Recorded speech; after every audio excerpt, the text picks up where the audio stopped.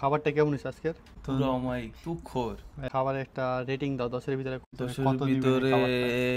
Hello, আসসালামু আলাইকুম বন্ধুরা। জীবনে আসল মজা বাইরের হোটেলে না, নিজের হাতে বানানো খাবারে। তাই আজকে আমি কাজ শেষে নিজের হাতে ওভেনে মাংস পোড়া দিয়েছি। খাবার শেষে বন্ধুদের থেকে খাবারের রেটিং নিব, আমাকে 10-এ কত দেয়। এই মুহূর্তগুলো যেখানে সবাই একসাথে বসে খাই, হাসি গল্প করি, এগুলো টাকা দিয়েও কেনা যায় না। এখন আমি আমার বন্ধুর থেকে আমার খাবারের রিভিউটা নিব, দেখি আমাকে 10-এর ভিতরে কত নাম্বার দেয়। খাওন দা কেমন হয়েছে? মাশাআল্লাহ, আলহামদুলিল্লাহ, পুরো আমায় তুখোর। Thank you. তো এখন 10-এর ভিতরে একটা আমি নাম্বার দিব। 10-এর ভিতরে কত ভিতরে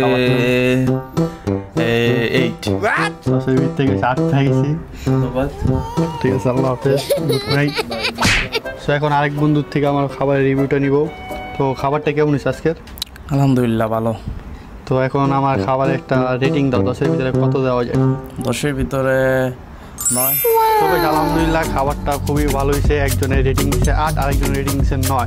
20-এর ভিতরে 17 পাইছি।